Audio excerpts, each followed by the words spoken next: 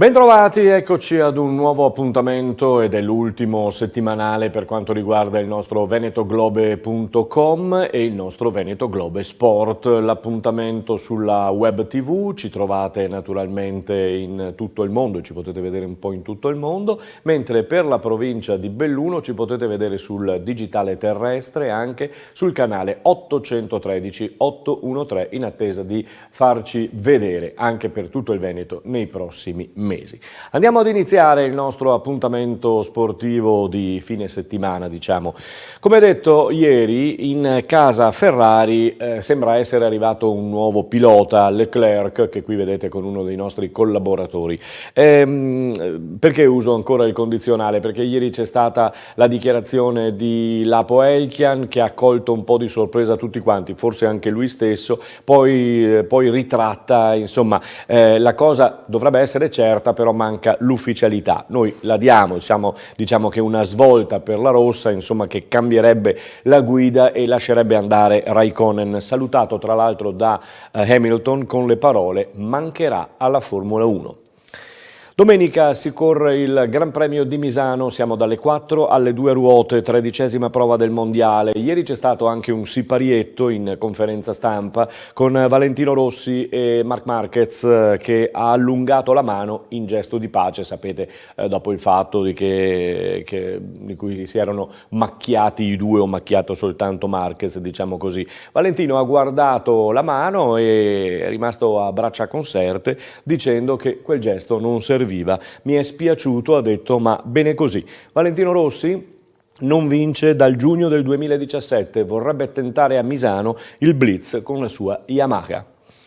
E adesso l'Italia del basket che è ad Amburgo per partecipare alla Super Cup in preparazione del prossimo mondiale. Questa sera test contro la Repubblica Ceca, domani gli azzurri sfideranno una tra Germania e Turchia.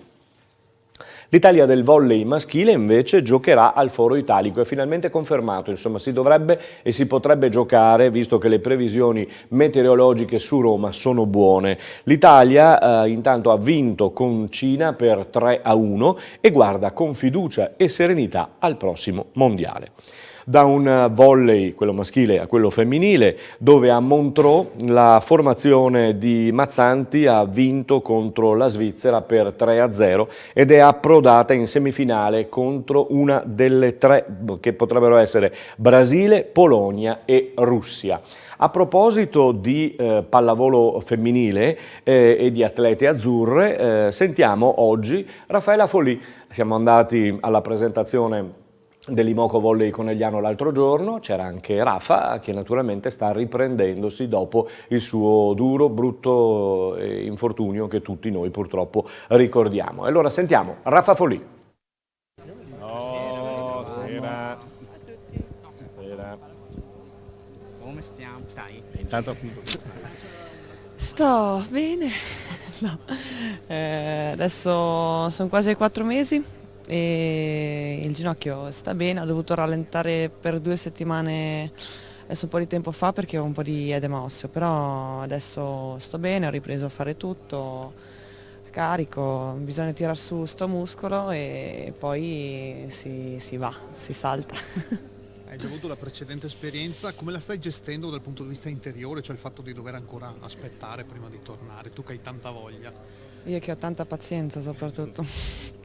No, diciamo che l'ho allenata quest'inverno, la mia pazienza, però è così, si può fare niente. Ci sono giorni dove sto a casa, voglio prendere le robe a pugni e ci sono giorni che sono serena. Tanto non serve in tutto niente, cioè bisogna aspettare e si va, dai. Però adesso che sono già tornate loro, che non sono più da sola, c'è già più energia, più carica, dai. E niente. scusami, da fuori hai visto, sei contenta della squadra? Hai visto? Come? Contenta della squadra, hai visto come? Sì, ma no, poi cioè, siamo cambiati alla fine poco e che penso che ci sarà un bel vantaggio partire subito che ci conosciamo, che l'anno scorso era tutto nuovo per tutti quasi e invece quest'anno siamo noi quelli dell'anno scorso alla fine, quasi quasi. tatuaggi a parte, altre scaramanzie le mettiamo in atto o no? No, niente scaramanzie, basta questo tatuaggio che, che legherà la piccola Silvietta a noi anche per quest'anno, anche se sta dall'altra parte dell'Italia. È bello vedere Rafa Folli che... Siamo di qua, eccoci qua. È bello, dicevo, vedere Rafa Folli sorridere e ci auguriamo che al più presto possa ritornare in campo ed aver recuperato dal suo fastidiosissimo e bruttissimo infortunio.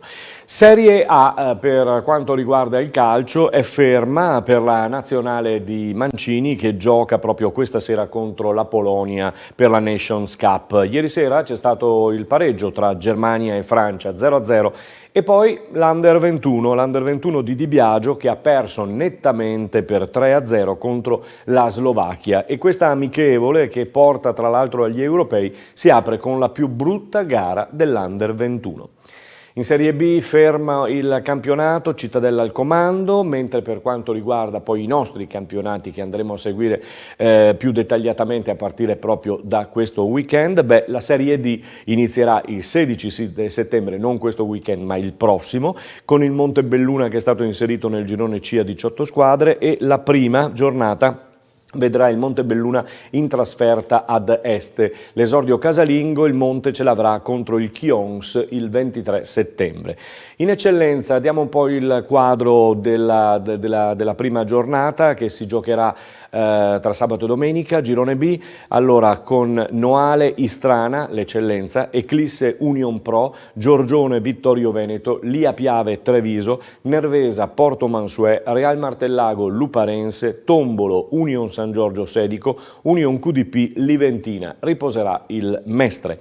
Si gioca anche in promozione, girone D con Favaro Opitergina, Lovis Spresiano Cornuda Crocetta, 90 Fontanelle, Porto Gruaro ZTLL Sinistra Piave, Prodeco Montello Città di Caorle, Vazzola Fossalta, Vedelago Giulia Sagittaria ed infine Villorba Conegliano. Passiamo al basket, un basket che vede la TVB chiudere il suo mini ritiro a Domegge di Cadore dopo la prima amichevole a Pieve di Soligo contro Udine. Questa sera e domani sera torneo di San Bonifacio con Mantova, Ferrara e Verona. Sentiamo a fine partita di Pieve di Soligo Davide Alviti. Ecco i microfoni della nostra Valentina Dalmas. Siamo con Davide Alviti, cosa avete registrato nell'amichevole di oggi, la prima vostra uscita ufficiale? È stata molto positiva penso, anche perché ci sia andata come se fosse una partita di campionato e abbiamo fatto divertire i tifosi, ci hanno divertiti noi e sì, è il primo scrimmage ufficiale, ne abbiamo fatto uno 2 giorni fa tra di noi, però direi risultato molto positivo. Una partita da ex per te? Sì, da ex. Ho giocato sia con Lollo Penna che con Demis, è stato fantastico rivederli tutti e due, soprattutto in squadra insieme. E niente, dai. Demis mi ha insegnato tanto e con Lollo mi sono trovato veramente bene, quindi gli do un grande abbraccio e un grande in bocca al lupo. Cosa ti aspetti per questo periodo, per questa pre-season? Continuare su questa linea perché penso sia quella giusta e aspettiamo anche il ritorno di Tessitori, Lombardi nel gruppo e poi continuare a lavorare giorno per giorno nell'allenamento. Grazie, buon lavoro. Grazie. Ciao. Ciao. Le immagini proprio in diretta Facebook da Pieve di Soligo per la nostra telecronaca di Pieve Udine, terminata con la vittoria di 20 punti circa per quanto riguarda Udine.